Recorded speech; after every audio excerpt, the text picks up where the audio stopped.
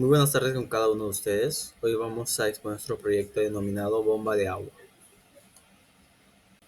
Pasamos a la introducción. En esta investigación analizamos las pérdidas de energía por fricción en un sistema doméstico de bombeo de agua. Estas pérdidas, tanto en tuberías como en accesorios, pueden representar hasta un tercio de la pérdida total del sistema, por lo que afecta directamente el consumo energético, la vida útil de la bomba y la estabilidad operativa. Para ello, hemos combinado el análisis teórico y mediciones experimentales, empleando herramientas como mediciones in situ, tecnología LIDAR, para obtener datos precisos del sistema. También utilizamos ecuaciones como la de Darcy-Weisbach, la de Swain-Game y el método de coeficiente K para estimar las pérdidas mayores y menores. Finalmente, con toda esta información, determinamos la altura dinámica total del sistema y la potencia realmente necesaria, lo cual nos permite optimizar la selección y el dimensionamiento de sistemas del bombeo de agua. Bien, ahora tenemos los objetivos. Como objetivo general está el evaluar y cuantificar las pérdidas de energía por fricción en un sistema doméstico de bombeo de agua, determinando la altura dinámica total. Luego tenemos nuestros objetivos generales, los cuales son 5 y están enumerados de esta forma. Medir el caudal real de operación del sistema. Calcular pérdidas mayores en tuberías, Darcy-Weisbach y Swain-Game. Estimar pérdidas menores por accesorios, método del coeficiente K. Determinar la altura dinámica total, integrando todas las pérdidas y la elevación. Calcular la potencia requerida de la bomba de agua. Ahora continuaremos con el marco teórico.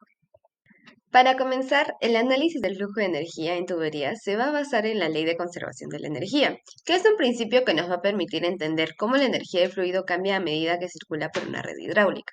Cuando el agua se desplaza dentro de una tubería, no toda su energía se mantiene constante, es decir, una parte se pierde debido a los efectos de la fricción. Esta fricción aparece por dos causas principales. Tenemos la viscosidad propia del fluido y también por la turbulencia generada cuando el agua interactúa con las paredes de la tubería o cuando cambia de dirección. Estas pérdidas se van a clasificar en dos tipos, lo que son las pérdidas mayores, que aparecen en los tramos rectos de las tuberías y van a estar asociadas a la fricción continua entre el agua y la superficie interna del conducto. Por otro lado, tenemos las pérdidas menores, que se van a producir en los accesorios, como cuáles, como los codos, las válvulas, uniones o reducciones, donde el flujo se separa y se generan remolinos. Entonces, viendo en sistemas domiciliarios, las pérdidas menores pueden llegar a representar entre el 30 y el 50% del total, lo que va a significar que tiene un impacto directo en el rendimiento del sistema. Esto influye en la eficiencia general y va a aumentar la potencia que debe proporcionar la bomba para garantizar el caudal requerido. El caudal volumétrico es uno de los parámetros fundamentales en hidráulica. Se define como la cantidad de volumen del fluido que atraviesa una sección transversal en un tiempo determinado. En otras palabras, nos va a indicar cuánto fluido pasa por un punto en específico en cada segundo. De forma experimental, este caudal puede obtenerse midiendo el volumen de un tanque o recipiente y registrando el tiempo que tarda en llenarse. Con estos datos se aplica la relación. Q viene a ser el caudal que se expresa en metros cúbicos por segundo o en litros por segundo. V nos va a representar el volumen del tanque o del recipiente. Y por último tenemos a T, que nos va a corresponder el tiempo total del llenado. Esta relación nos va a permitir obtener el flujo real que circula por el sistema y constituye la base para los siguientes cálculos. Una vez conocido el caudal, el siguiente paso es obtener la velocidad del flujo. Este valor es relevante. ¿Por qué? Porque va a determinar el tipo de régimen que tendrá el fluido y afecta directamente las pérdidas de energía. El cálculo se desarrolla en dos etapas. Número uno, el cálculo del área interna de la tubería. Para ello se va a utilizar o el diámetro, que viene a ser representado por la D, o el radio, que es representado por la R. Y bueno, la fórmula geométrica va a permitir obtener el área de la sección circular, donde acá tenemos pi por radio al cuadrado o en todo caso tenemos pi por diámetro al cuadrado entre 4. Luego vamos a requerir del segundo, que viene a ser el cálculo de la velocidad en sí. Esta velocidad media del fluido se va a obtener dividiendo el caudal entre el área. Entonces, en este punto, v nos va a representar la velocidad media en metros por segundo. Q es el caudal volumétrico previamente calculado. A viene a ser el área de la sección interna de la tubería, D y R, ya lo mencionamos, corresponden al diámetro y el radio interno del conducto. Y ahora, este valor va a ser fundamental para analizar el comportamiento del flujo en la siguiente diapositiva.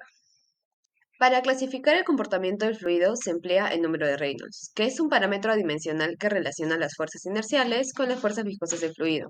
Este número permite determinar si el flujo es laminar, que significa que las partículas se desplazan de forma ordenada, de transición, que es cuando el comportamiento es inestable, o turbulento, que significa que existen remolinos y mezclas intensas. Los parámetros que van a intervenir en este cálculo son R, viene a ser el número de Reynolds, V, que es la velocidad promedio del fluido, D, el diámetro interno de la tubería, y Nu, la viscosidad cinemática del agua, cuyo valor típico es de 1 por 10 a la menos 6 metros cuadrados sobre segundos a 20 grados centígrados. Con este número podremos verificar si el sistema opera bajo flujo turbulento, que viene a ser lo más común en redes de bombeo. Cuando se confirma que el flujo es turbulento, debemos considerar la rugosidad de la tubería, ya que esto influye en el esfuerzo que ejerce el fluido contra las paredes del conducto. Primero se va a calcular la rugosidad relativa, que viene a ser la relación entre la rugosidad absoluta del material y el diámetro interno de la tubería. Por ejemplo, en tuberías de PVC, esta rugosidad suele ser muy pequeña, aproximadamente de 0.0015 milímetros. Luego, con este valor y con el número de Reynolds, se emplea la ecuación de Suomi-Jain para obtener el factor de fricción. Este método es muy útil porque permite obtener el valor de manera explícita sin necesidad de realizar cálculos iterativos. Vamos a mencionar los parámetros involucrados que vienen a ser epsilon sobre el diámetro, que es la rugosidad relativa, epsilon, que es la rugosidad absoluta del material, el diámetro en función a T, R, que es el número de Reynolds previamente calculado. Ahora, ese factor de fricción es esencial para cuantificar las pérdidas de energía que van a ocurrir en tuberías rectas. Bueno, continuando con lo que sería el marco teórico, tenemos lo que sería el cálculo de las pérdidas de energías mayores en tuberías rectas, ¿no? Bueno, ya con todos los datos anteriores, lo que haríamos sería calcular las pérdidas mayores, usando acá la ecuación universal de Darcy-Weisbach. Esta fórmula integra lo que sería el factor de fricción que acabamos de hallar con la longitud total de los tubos rectos y también la velocidad, pero al cuadrado. Aquí cuantificamos cuánta energía pierde el agua simplemente por rozar contra las paredes largas de la tubería. Luego de ello pasamos a lo que sería el cálculo de las pérdidas menores. Acá pasamos, por así decirlo, al corazón de nuestro tema, ¿no? Las pérdidas menores, porque estas ocurren porque el flujo se pasa y crea remolinos al pasar por los codos o las válvulas. También para calcularlas usamos lo que sería el método del coeficiente K, que está basado en el Current Technical Paper 410. Acá cada accesorio tiene un coeficiente de castigo, por así decirlo, ¿no? También llamado K. Esto sumamos todos los K de nuestros codos y válvulas y esto lo vamos a multiplicar por la energía cinética de los fluidos. Así, también sabemos que exactamente cuánto nos frenan los accesorios. Bueno, finalmente integramos todo en la altura dinámica, ¿no? El cual este valor es la suma de dos cosas, lo que sería la altura estática, que es el desnivel físico real que debemos subir, más todas las pérdidas por fricción, mayores y menores en este caso, ¿no? Que es lo que acabamos de calcular. Esta sería la altura real de la bomba a la que debe vencer. Y bueno, ya para cerrar, seleccionamos lo que sería el equipo, ¿no? Esto no basta con la potencia teórica, sino que también usamos la fórmula de la potencia al freno, donde dividimos la energía necesaria entre la eficiente de la bomba, ¿no? Acá, como ningún motor es perfecto, esto no da los caballos de fuerza, ¿no? Bueno, los caballos de fuerza reales que necesitamos para comprar y garantizar lo que sería que el agua llegue al tanque.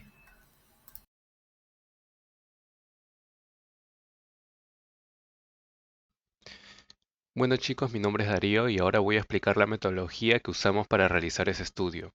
Para cuantificar las pérdidas de energía por fricción en un sistema de bombeo de agua, utilizamos un enfoque muy importante, el cual es el enfoque mixto.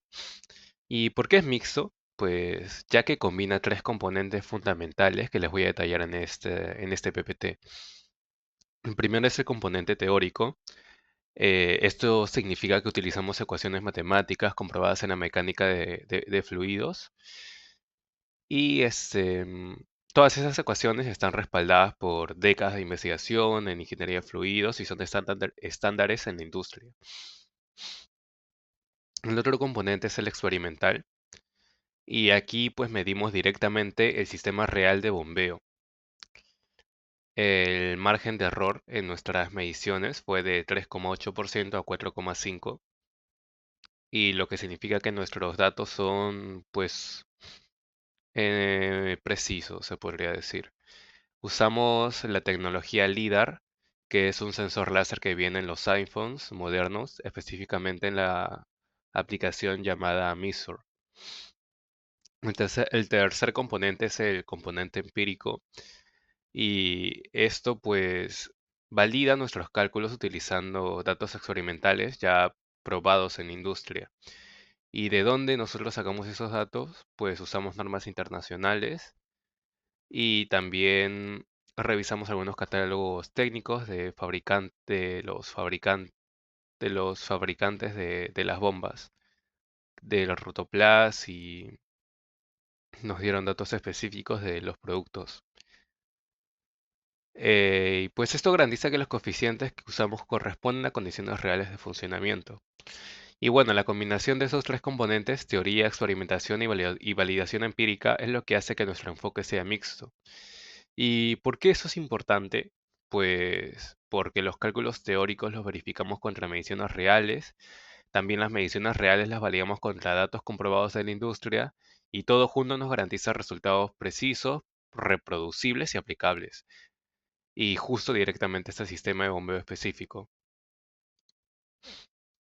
Bueno, continuando con la metodología, primero se hizo la identificación del sistema. En este caso se colocó una imagen donde se puede observar la parte principal del sistema de bombeo de agua, ya que ahí se puede observar la bomba de agua y la tubería de descarga y la tubería de succión. En este caso, en la parte de tubería de succión, como se puede observar, hay un codo, hay una unión universal. En este caso, la unión universal ayuda a que se pueda desmontar el sistema o la bomba de agua sin necesidad de romper una tubería.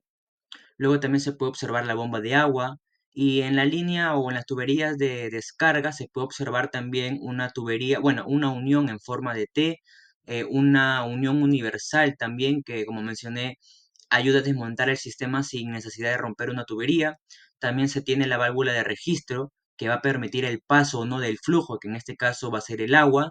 Y también tiene una válvula de retención que va a retener, o sea, va a direccionar en el sentido del agua, y va a retener en este caso el agua para que no regrese, ¿no? Ya que en este caso, bueno, luego de elaborar el croquis, se analizó todo el sistema, y el tanque superior que se encuentra en el techo o en el último piso tiene un sensor, y si este sensor no detecta agua, manda una señal a la bomba, y la bomba se enciende y comienza a succionar agua, comienza a trasladar el agua hasta el último tanque hasta que se llene.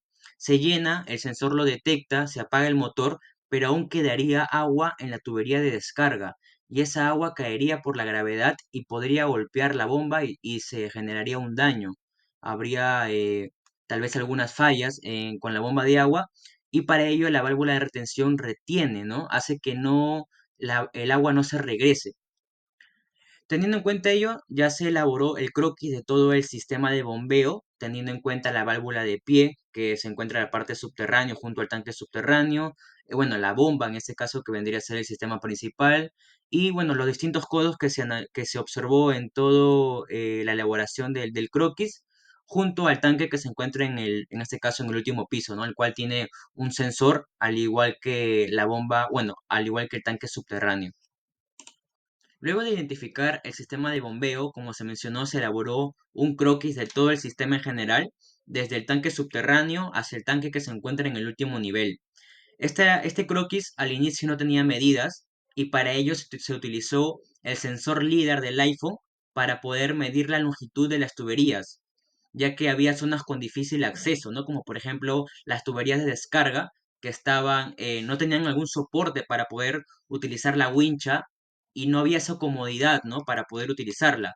Es por ello que se optó por el sensor LiDAR del iPhone, el cual tiene una aplicación que se llama medición, y eso nos ayudó a calcular la longitud de cada tubería de todo el sistema en general, ¿no? Y acá se colocó una imagen de cómo se observa en el celular del iPhone, ¿no? Buenos días, profesor. Soy Omar Miraya y en esta oportunidad voy a continuar con la parte de metodología. Bueno, ahora lo que le voy a mostrar es la lista de materiales. Y empezaríamos por la cisterna de 1100 litros. Bueno, como podemos ver, en esta oportunidad la cisterna ha sido de la marca Rotoplas. Y bueno, ¿qué es la cisterna? Es un depósito que se encuentra debajo del nivel de la tierra o incluso al nivel del suelo, y el cual se va a utilizar para almacenar el agua que después va a ser succionada por la bomba. Y bueno, ahora continuando vamos a tener lo que es la válvula de pie. La válvula de pie es un dispositivo que se va a instalar al final de la tubería de succión y esta va a ir dentro de la cisterna. ¿Y para qué sirve? Bueno, esto va a actuar como un filtro para impedir el paso de ciertos sólidos y también puede mantener la columna de agua y cebar la bomba. Luego tenemos lo que es la tubería de succión. Bueno, la tubería de succión es aquella que va a conectar la cisterna con la entrada de la bomba. Esta va a trabajar a presión negativa y bueno, esto suele tener un diámetro mayor que la tubería de descarga para evitar cavitación. Pero bueno, y también se preguntará, ¿qué es la cavitación? Bueno, la cavitación es cuando dentro de una tubería se encuentra cierta cantidad de líquido, pero que a tener una baja presión puede generar ciertas burbujas. Estas burbujas en algún momento pueden explosionar y esta explosión puede tener un efecto negativo dentro de la tubería, lo cual la va a dañar. Bueno, ahora tenemos lo que es la tubería de descarga, que en este caso la tubería de descarga es aquella que va a conectar la salida de la bomba con el punto de destino, que en este caso sería nuestro tanque. Esta va a trabajar a alta presión positiva, ¿no? Dicha presión es la que va a generar la misma bomba. Luego tenemos los codos de 90 grados. Bueno, estos codos de 90 son aquellos pedazos de plomería como accesorios, instrumentos que prácticamente se van a utilizar para cambiar la dirección de la tubería a un ángulo de 90 grados. Luego tenemos los codos TE. Estos codos TE son similares a los codos de 90 grados, solo que la diferencia es que acá va a presentar dos direcciones opuestas, ambas también a 90 grados. Luego vamos a tener lo que es la bomba CPM 620 de la marca Petrolo. Bueno, esta motobomba eléctrica es la que va a encargarse de impulsar el agua desde la cisterna hasta el tanque. También tenemos lo que es la válvula de registro. Bueno, esta válvula de registro, o incluso también llamada válvula de corte, es la que se va a utilizar para abrir o cerrar solamente el flujo del agua. Esta va a permitir que una sección se pueda aislar para así hacer un buen mantenimiento. Bueno, continuando también con esta parte de metodología, vamos a tener la válvula de retención. ¿Qué es la válvula de retención? Es aquella válvula que va a asegurar que el agua vaya a fluir en una misma dirección, ¿no? Que en este caso sería hacia el tanque. También va a impedir el reflujo cuando la bomba se vaya a apagar. También tenemos lo que es la unión universal. La unión universal es este accesorio que va a conectar dos pedazos de tubería, dos secciones de tubería, y su aporte es que va a permitir un fácil montaje o desmontaje incluso de la bomba. Esto te va a permitir que no se tenga que tal vez cortar ninguna sección de la tubería, ¿no? Ni girar incluso los tubos. Bueno, también tenemos lo que es el tanque de 1100 litros, también de la marca Rotoplas. Bueno, este tanque es otro depósito donde también se va a almacenar el agua, el cual se va a utilizar para el uso, ¿no? O el consumo de personal y diario. Tenemos lo que es el sensor para el tanque. Bueno, este sensor es una boya de nivel que está conectado en modo normalmente abierto. Lo que genera este sensor es que va a mandar una señal que va a encender la bomba cuando el nivel del tanque baje, ¿no? Cuando no sienta que el agua esté en un nivel, va a pedir que desde la cisterna el agua vuelva a fluir para que el tanque se vuelva a llenar. También tenemos el sensor para cisterna, justamente, que también es otra boya de nivel conectada en modo normalmente cerrado. En este caso va a apagar la bomba si el nivel de la cisterna baja, así protegiendo de que la bomba no trabaje en seco, ¿no? Y por último tenemos lo que es el interruptor termomagnético. Bueno, este interruptor es un dispositivo de seguridad, más que todo seguridad eléctrica, que va a proteger que la bomba y todo el circuito de control este, no sufra sobrecargas ni cortocircuitos. Buenas tardes, a continuación continuamos con el apartado de resultados de nuestro trabajo. Para comenzar realizaremos el balance de energía utilizando la ecuación de Bernoulli, incluyendo el trabajo y las pérdidas por fricción. Tenemos que, simplificando la ecuación, la presión en ambos puntos, tanto de succión como el desfogue, son de la presión atmosférica. Entonces se pueden simplificar. Tomamos la altura z sub 1 como el punto de referencia igual a 0 y z sub 2 vendría a ser la altura física de 13.74 metros. Y finalmente, como la velocidad de entrada y de salida es la misma, debido a que ambas tuberías son de 1 pulgada, también las podemos simplificar. Finalmente se obtiene para la potencia, que es igual a la altura física más las pérdidas por fricción.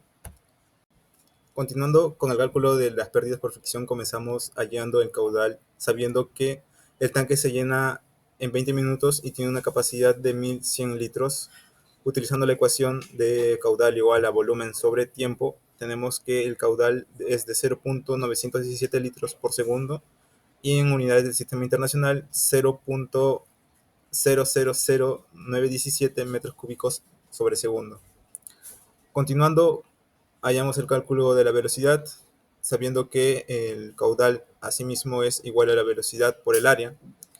Para hallar la velocidad tenemos que dividir el caudal sobre el área de la tubería, obteniendo como resultado 1.65 metros sobre segundo. Seguimos con el cálculo del número de Reynolds, sabiendo que este valor se halla como el producto de la velocidad por el diámetro dividido sobre la viscosidad cinemática, obteniendo como resultado que el número de Reynolds es 43.890. Llegamos a la conclusión de que es un flujo caudaloso debido a que este valor es de más de 4000. Luego se procede a hallar la rugosidad relativa haciendo uso de la siguiente fórmula, el cual explica que la rugosidad relativa es igual a la rugosidad absoluta sobre el diámetro de la tubería. Utilizando la información de la fuente que se muestra en la parte inferior izquierda, la cual nos dice que la rugosidad absoluta de una tubería de PVC es de 0.000015 como un valor adimensional, obtenemos que la rugosidad relativa es de 56 millonésimas. Luego pasamos con el cálculo del factor de fricción, utilizando la fórmula que se muestra en pantalla, conociendo el número de Reynolds y también el valor de la rugosidad relativa de la tubería, obtenemos que el factor de fricción es igual a 0.022 como valor adimensional. Luego, hallando las pérdidas mayores, es decir, las relacionadas a las tuberías rectas y que son las de mayor magnitud, obtenemos que la pérdida por fricción de tuberías es igual a la fórmula que se muestra en pantalla. Luego de reemplazar los valores, obtenemos que la pérdida por fricción en tuberías es de 3.14 metros. Luego, con el cálculo de las pérdidas menores, estas se deben a los diferentes accesorios como pueden ser codos de 90 grados, válvulas de registro, válvula check, entrada de succión y la salida en la descarga, cada uno con un coeficiente unitario que se muestra en pantalla y obtenido de la fuente que se muestra abajo a la izquierda. La suma de estos factores en totales es igual a 12.3 como unidad adimensional. Se hallaron las pérdidas de los accesorios utilizando la fórmula que se muestra en pantalla, la cual muestra la suma total de los coeficientes K multiplicado por la velocidad al cuadrado sobre 2 veces la aceleración de la gravedad, obteniendo como valor para las pérdidas por fricción de los accesorios 1.71 metros. Una vez tenemos las pérdidas asociadas a las tuberías y a los accesorios, podemos hallar el total de la pérdida por fricción de este sistema, obteniendo como suma total 4.85 metros. Con estos datos ya podemos calcular la altura dinámica total, que viene a ser igual a la suma de la altura física más las pérdidas, dando un valor de 18.59 metros. Como último paso, se calcula la potencia necesaria para la bomba con la fórmula que se muestra en pantalla, para la cual utilizaremos un coeficiente de eficiencia para la bomba de 0.6, obteniendo que la potencia teórica para la bomba necesaria para cumplir los requisitos de velocidad de llenado del tanque es de 0.378 caballos de fuerza. Bueno, ahora en la parte de discusión de resultados vamos a analizar un poco más nuestra bomba, ya que se han detectado ciertas irregularidades. Nuestros cálculos nos indican que para subir el agua al techo solo se necesita una potencia teórica de 0,378 caballos de fuerza. Sin embargo, lo que se tiene instalado es un motor más grande, es un motor de 1 caballo de fuerza. Entonces, ¿por qué se usa un motor tan potente si lo que se necesita es uno más pequeño? Bueno, para ello primero vamos a describir ciertas pruebas de ineficiencia que se han encontrado. La primera es el sobredimensionamiento, ya que se midió que la bomba solo está moviendo 55 litros por minuto. Esto significa que está usando una fracción más pequeña de lo que es su capacidad total, ya que un motor de un HP debería mover entre 100 a 120 litros por minuto. El segundo punto es el desperdicio de energía, y el concepto clave aquí es la diferencia entre la fuerza que se necesita y la fuerza que se produce. En lo que respecta a la fuerza necesaria, se sabe que la fuerza del agua se está midiendo en metros de presión. Entonces, si mi sistema, sumando su altura real, su fricción y los accesorios, necesita una fuerza equivalente a 18,59 metros para mover lo que es el caudal de los 55 litros por minuto. Pero la fuerza que produce mi bomba, al ser de un HP y mover 55 litros por minuto de agua, genera una fuerza de 34 metros. Pero entonces, esta diferencia que existe entre lo que se necesita y lo que se produce es el desperdicio. ¿Y qué pasa con esta energía extra? Bueno, esta energía se pierde. Y acá respondemos el tercer punto.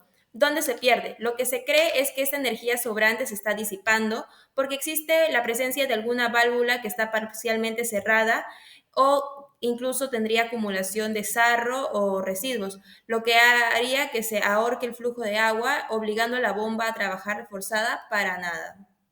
Además, se identificaron dos detalles importantes en la tubería, ya que cuando el agua se mueve por una tubería encuentra dos tipos de resistencia, la fricción y también la resistencia a los accesorios, que es de la que voy a hablar un poco. Pero, ¿qué es esta pérdida por accesorios? Bueno, esta es la energía que el agua pierde por la turbulencia que genera al cambiar bruscamente de dirección o de velocidad, ya que cualquier cosa que no sea un tubo recto y liso crea lo que es esta pérdida, ya sean objetos como codos, válvulas, y en este caso que estamos pensando que lo provoca una válvula de retención. También que cuando el agua choca con el mecanismo de esta válvula, su energía de movimiento se va a convertir en calor y vibración, y esta energía se va a perder y la bomba debe compensarla. Lo que podríamos decir que en resumen, esta válvula de retención es un elemento necesario por su seguridad, pero su diseño está obligando a la bomba a trabajar más, consumiéndole 2 metros adicionales de la presión total que produce.